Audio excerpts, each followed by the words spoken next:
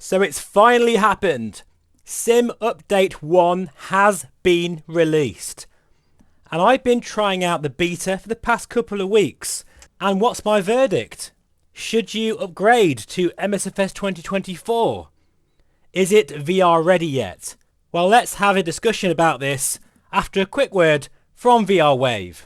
This video is proudly sponsored by VR Wave, which offer a full selection of prescription lens inserts for a full range of VR headsets, right from a Quest all the way up to a Vario Aero Pimax Crystal, amongst many others. Now, if you don't wear glasses, I still feel it's important to get lens inserts to protect those really expensive lenses, especially as you can have blue light filters which help combat motion sickness and insomnia.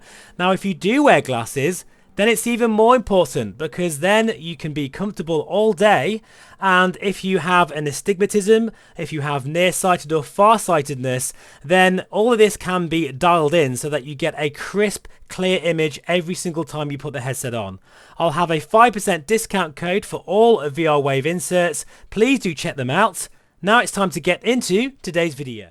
So welcome back to the channel, folks, and some really interesting things coming very soon.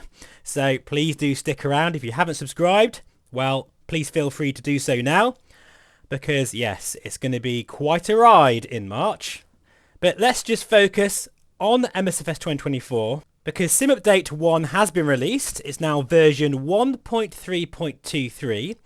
There has been a host of stability and performance improvements, and these are very welcome indeed, especially as there is a few little hints to some VR fixes, such as the potential crash when switching from VR mode to 2D during flight. Also things like optimized texture memory usage of the gauges. There's been crashes when closing the game during package mounting, fixed crashes when many of the avatars meet online, something I'm not bothered about. You know, avatar mode, as long as I can walk around, I don't care what I look like. And there's also been some improvements to the loading times for packages with lots of individual files. There's been lots of general bug fixes as well. I won't go through all of this, guys, because I mean I'll be here for quite a long time, because admittedly this is a very big update and it's definitely welcome. But how does this translate to the experience in VR? Well, it's still the same complete hash that it was on release day. We don't have any fixes for instance, the mouse that will suddenly just stop interacting with the cockpit. We don't have any fixes for the lack of EFB functionality. Performance in VR is still pretty atrocious, especially as DirectX 12 means that the only way to go is DLSS 4, and TAA mode is only really for those with a 5090. The toolbar is still annoying and the mouse is still very laggy. So in a nutshell, even though I am showcasing MSFS 2024, and part of that is because I did put up a poll on my community tab, and it seems most of you out there want to see MSFS 2024 content. So that's exactly what I'm doing here, and giving you all the updates when they happen. But it's not all bad news, folks, because when the sim does work, it can be a fantastic experience, especially with DLSS 4. So I think right now, the exciting part is not really that Sim Update 1 has been released, but rather this means that Sim Update 2 Beta will be released very, very soon. That's the one where we're going to have all of the exciting VR fixes, such as the toolbar, the mouse, the EFB, all the other annoying fixes. I really hope that Asobo can absolutely knuckle down and get Sim Update 2 to where it needs to be. Not only that, we are going to get integrated DLSS 4 support, which means no more swapping files, messing around. That's going to be a thing of the past. So really looking forward to that. However, I am going to say what no other content creator is saying, that I think Asobo should be ashamed of themselves for releasing such a shoddy piece of software.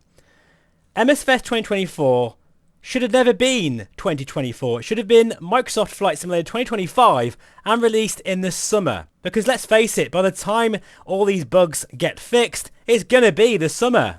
It's such a sad shame, and I've noticed that people feel quite negative about Asobo at the moment, and especially feel quite pushed out of their VR hobby.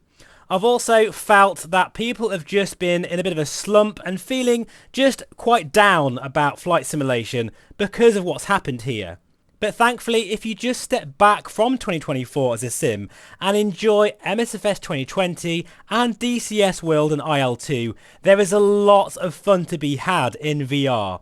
And please folks, if you're finding that you're getting very irritated by this sim, if you're just finding that you're not enjoying yourself anymore, just take a break and have a look at some of the other flight sims out there. Even Aerofly FS2 is absolutely a phenomenal experience and very smooth, works on so many different PC systems as well. So really folks, at the moment, I cannot still recommend Microsoft Flight Simulator 2024. I can't do it, guys. I cannot recommend it. I have not seen any sort of motivation from Asobo to really get this fixed.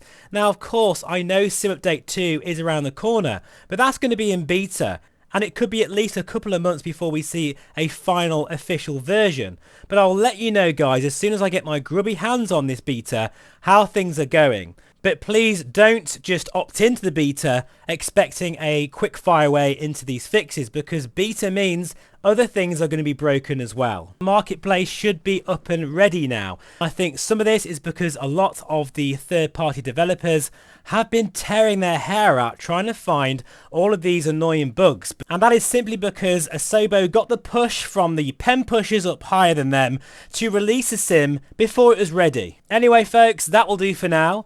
I'm currently busy editing lots of videos, which will go live in the next couple of weeks, and I really can't wait for you to see them. Let me know what you think in the comments below. I'd love to hear your thoughts. But enjoy your weekend, folks, and I'll see you again very soon. Take care and bye for now.